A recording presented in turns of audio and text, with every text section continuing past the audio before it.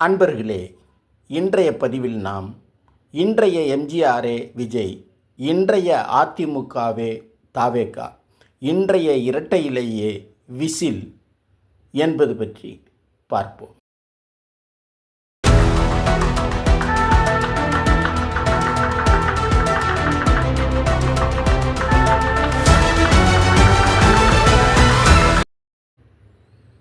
தமிழ்நாட்டின் அரசியல் களத்தில் இதுவரை எப்போதும் இல்லாத அளவுக்கு பல அதிரடி திருப்பங்களையும் மாற்றங்களையும் ஆச்சரியங்களையும் ஜோசப் விஜய் நிகழ்த்தி வருகிறார். நடந்து முடிந்த சட்டமன்ற தேர்தலின் போது திமுக தான் தனக்கு எதிரி என ஒவ்வொரு தேர்தல் பரப்புரையின் போதும் ஆவேசமாக பேசி வந்தார். அதோடு இந்த தேர்தலில் 2 கட்சிகளுக்கு இடையேதான் போட்டி, ஒன்று டிவிகே மற்றொன்று டிஎம்கே என்றார். ஜோசப் விஜய் தேர்தலுக்கு முந்தைய பரப்புரை களத்தை இவ்வாறு தான் கட்டமைத்தார். இந்த தேர்தல் வியூகம் அவருக்கு வெற்றியையும் தந்தது. ஆனாலும் ஆட்சி அமைக்க அறுதி பெரும்பான்மை கிடைக்கவில்லை. இந்த இடத்தில் தனது வியூகத்தை மேலும் கூர்த்தீட்டி தேர்தலுக்கு பிந்தைய தமிழ்நாட்டின் ஆட்சி அதிகார களத்தையும் தாவேகா திமுக என மாற்றி வருகிறார். இங்கு உள்ள மற்ற கட்சிகள் அனைத்தும் ஒன்று தாவேகா அணியாக மற்றொன்று திமுக அணியாக என இருதுருவ அரசியலாக மாற்றி வருகிறார். தான் தமிழ்நாட்டின் முதலமைச்சராக பதவியேற்ற 3வது நாளிலேயே தமிழ்நாட்டில் 3வது சக்தியாக இருக்கக்கூடிய அதிமுகவை 3 கூறுகளாக பிரித்து, ஒன்று அதிமுகவினரை தாவேகாவில் இணைப்பது, 2 அதிமுகவினரை தாவேகா ஆதரவு அணியாக மாற்றி அருகில் அமர வைப்பது, 3 அதிமுகவினரை திமுக அணியினராக எதிரில் அமரச் செய்வது எனும் திட்டமிடலில் முழு வெற்றியும் கண்டுவிட்டார். விளைவு, இன்று தாவேகா மைனாரிட்டி அரசு அல்ல, முழு மெஜாரிட்டி அரசு. அரசியல் களம் அதிர்கிறது. சில அரசியல் தலைவர்களின் மனம் பதறுகிறது. மக்களின் மனம் மகிழ்ச்சி பொங்கி குளிர்கிறது.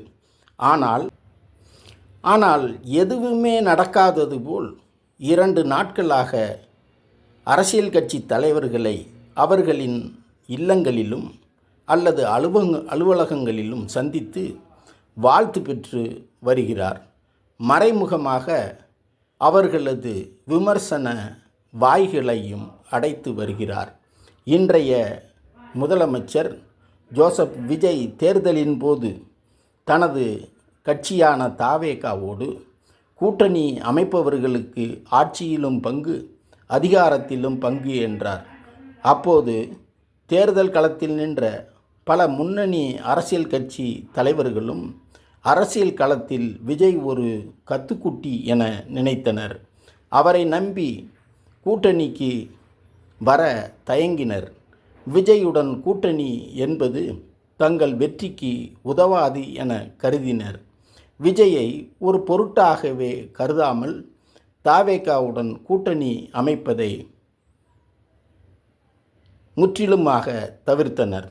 தமிழ்நாட்டின் அரசியலில் திமுகவையும் அதிமுகவையும் தாண்டி காங்கிரஸ், பாஜக போன்ற தேசிய கட்சிகளே அதிகாரத்தை வைத்துக்கொண்டு ஒன்றுமே செய்ய முடியாத நிலை தொடர்கின்ற போது விஜயால் உறுதியாக வெற்றி பெற முடியாது என்பதே பலரின் கேள்வியாகவும் விவாதமாகவும் மாறியிருந்தது. இவ்வாறான சூழலில் ஜோசப் விஜயின் தாவேகா தேர்தலில் தனித்தே களம் காண வேண்டிய நிலை ஏற்பட்டது. ஆனால் தேர்தல் முடிவு அனைவரையும் ஆச்சரியத்தில் ஆழ்த்தியது.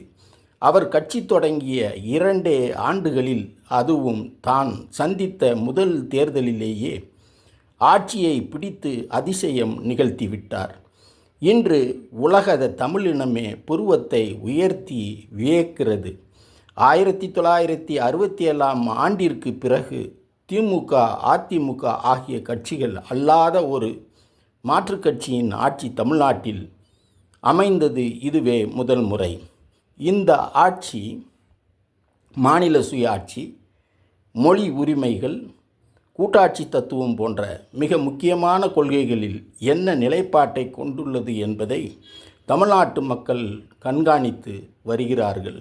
இந்த ஆட்சியில் தனிநபர் அதிகாரம் வெகுவாக குறைக்கப்படுவதோடு ஜனநாயக முறை வலுப்பெறுவதற்கான வாய்ப்புகளும் அதிகமாக இருப்பதாக நம்பப்படுகிறது.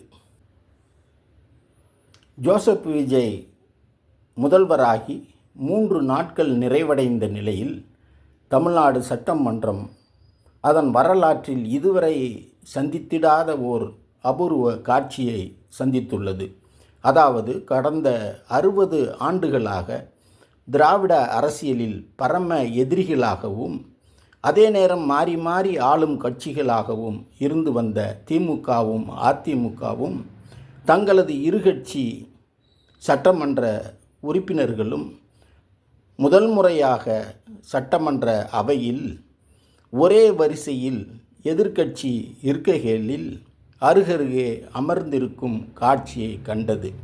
தமிழ்நாட்டில் 70 ஆண்டுகளுக்கு பிறகு தற்போது ஒரு கூட்டணி ஆட்சி அமைந்துள்ளது. இது தமிழக அரசியல் வரலாற்றில் புதிய சகாப்தமாக பார்க்கப்படுகிறது.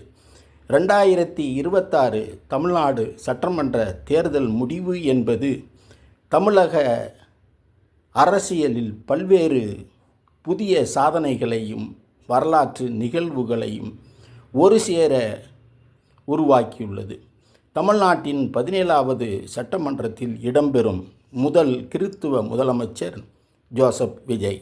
அதுபோல் அப்பாவுவை அடுத்து அவையில் இடம்பெறும் கிறித்துவ சபாநாயகர் ஜேசிடி பிரபாகர். அதிமுக அரசியல் வரலாற்றில் தொடர்ந்து 2வது முறையாக எதிர்க்கட்சி வரிசையில் அமர்வதும் இதுவே முதல் முறை.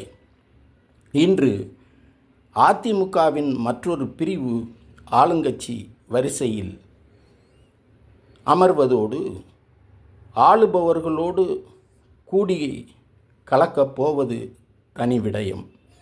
திராவிட இயக்கத்தின் இருபெரும் துருவங்கள் இன்று கைகோர்க்காத குறையாக அருகருகே அமர்ந்திருக்க ஆளும் கட்சி வரிசையில் தவேக இளம் இரத்தங்கள் அமர்ந்திருப்பது என்பது தமிழக அரசியலில் ஒரு புதிய சரித்திரம் தொடங்கிவிட்டதை உறுதி செய்கிறது.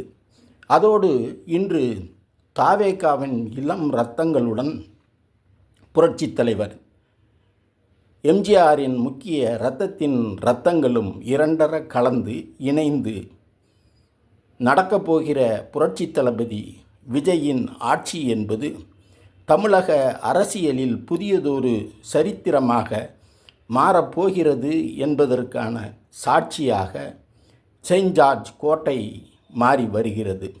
சுருங்கச் சொன்னால் இன்றைய எம்ஜிஆர் என்பது விஜய், இன்றைய அதிமுக என்பது தவேக, இன்றைய இரட்டை இலை என்பது விசில் எனும் இச்செய்திகளோடு மீண்டும் ஒரு பதிவில் சந்திப்போம். நன்றி.